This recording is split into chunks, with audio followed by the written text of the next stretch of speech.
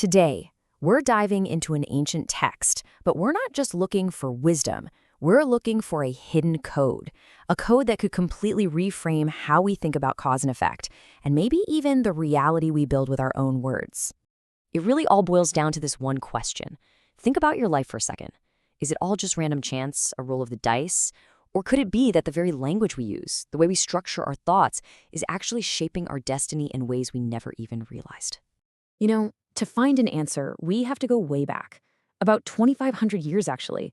We're looking at an ancient text called the Sāleyyakasutta, and in it, a group of villagers asks the Buddha a question that is, frankly, just as urgent today as it was back then.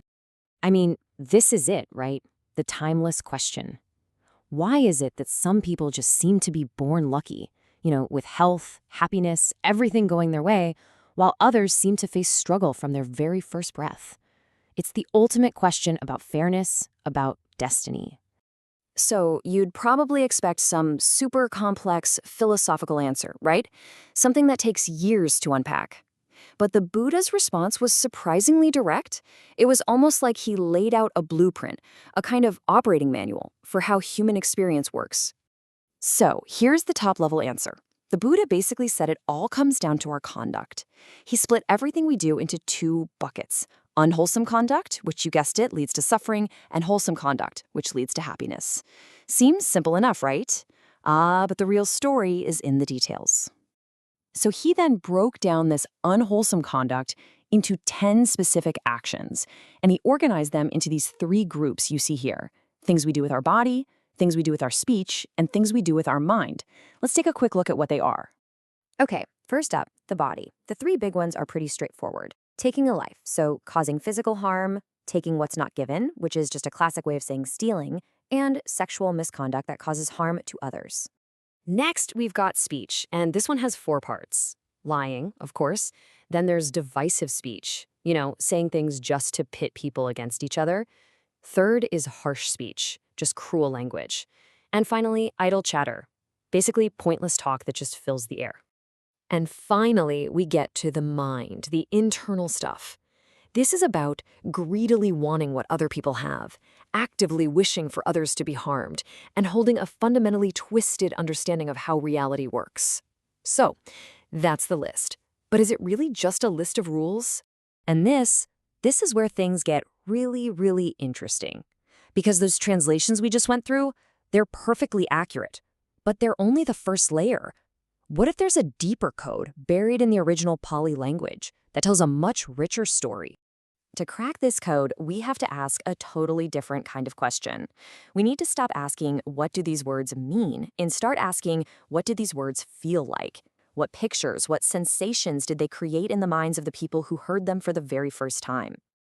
Well, the key, it turns out, is this incredible analytical tool from the time called Nirutiti. Think of it like a linguistic decoder ring.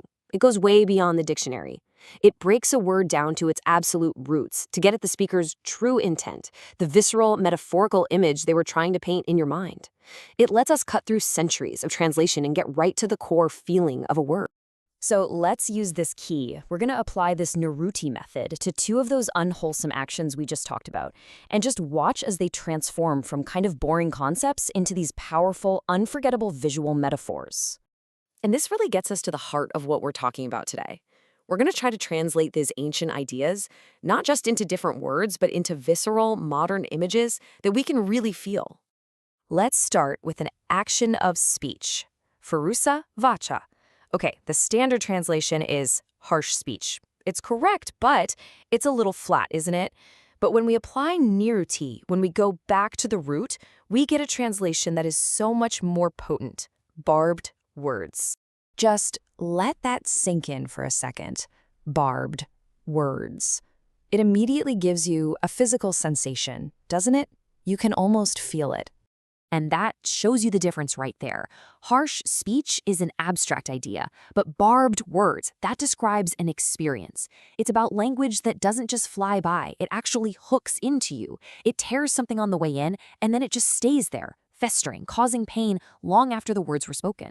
The original teaching wasn't just talking about being mean, it was describing a weapon.